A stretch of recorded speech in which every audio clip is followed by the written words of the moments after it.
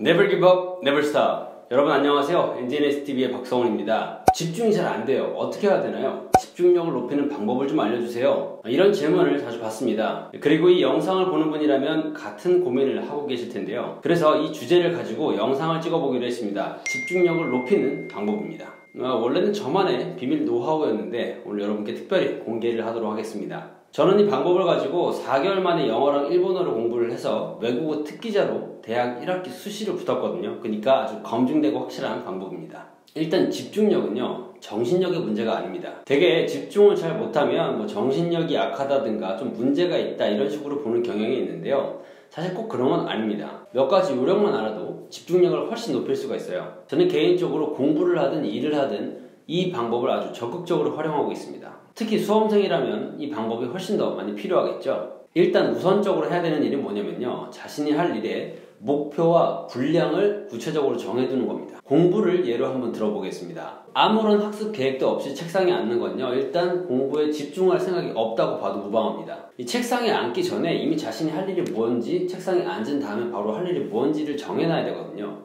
자리에 앉은 다음에 자, 이제부터 뭘 해볼까 라고 생각하고 자신이 할 거리를 찾아보면요, 그 과정에서 다른 흥미거리에 주의를 뺏기게 됩니다. 앉기 전에 이미 자신이 할 일을 정해놔야 되는 거죠. 그래서 집중력을 높이려면 자신이 할 일이 무엇인지부터 구체적으로 정해놔야 되는 겁니다. 우리가 한번 달리기를 생각해 볼게요. 달리기를 할 때 출발선상에 딱 서서 완전히 준비를 마치고 있죠. 출발 신호가 딱 떨어지면 바로 출발할 준비를 딱 하고 있습니다. 만약에 출발 신호가 딱 올렸는데 그때부터 주섬주섬 준비를 하고 있으면 무조건 경기에서 질 수밖에 없죠. 마찬가지로 책상 앞에 앉는 순간, 그러니까 의자에 앉는 순간을 하나의 출발 신호라고 볼 수가 있어요.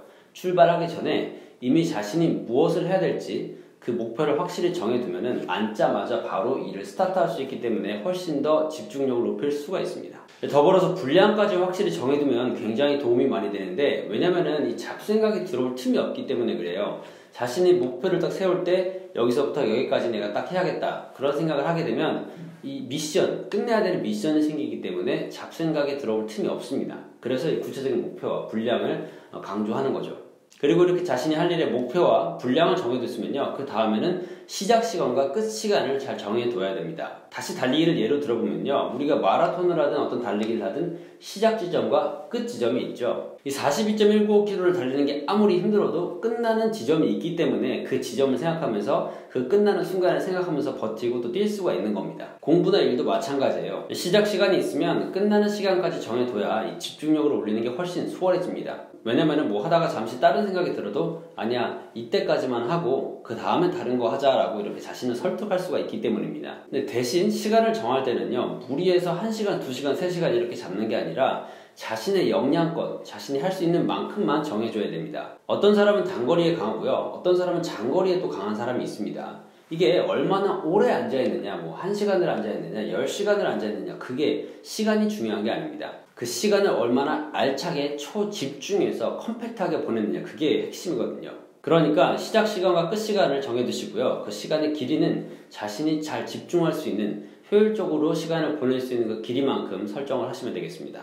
또 한 가지 팁을 더 드리자면요, 바로 적절한 휴식입니다. 사람도 배터리처럼 방전이 돼요. 아침에는 상쾌하고 저녁에는 몸이 좀 처지고 그러잖아요. 그거는 그만큼 에너지가 떨어졌기 때문입니다. 그런데 사람이 집중을 할 때는요, 이 에너지가 평소보다 많이 소모가 됩니다. 그래서 배터리 충전하는 것처럼 중간중간 휴식을 해서 자신의 에너지를 좀 채워줘야 되는 거죠. 이 쉬는 시간을 잘 보내야 다음 세션, 다음 공부가 됐든 업무가 됐든 다음 차례에서 또 집중을 할 수가 있는 건데요. 근데 이 쉬는데도 요령이 있습니다. 잘못 쉬었다가는요, 계속 쉬어버릴 수가 있거든요. 일단 쉬는 시간도 시간을 정해두는 게 좋습니다. 안 그러면 쉬는 시간이 끝이 없기 때문에 계속 쉬게 되거든요. 개인적으로 쉬는 시간을 이용하는 방법 중에서 추천하는 거는 바로 이 산책과 스트레칭입니다.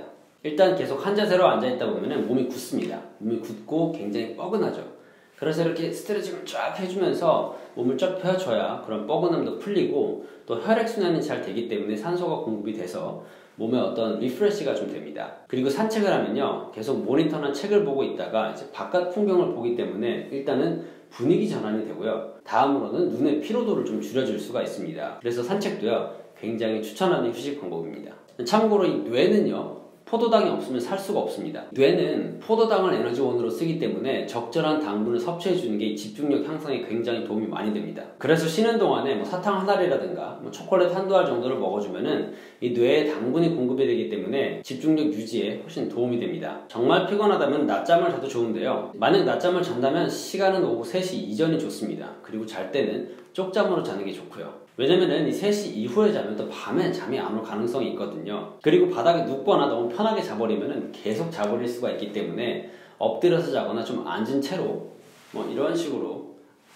이런 식으로 앉은 채로 자는 게 좋습니다. 자는 시간은 가급적 30초 이내로 30초가 아니라 30분으로 짧게 자는 것을 추천합니다.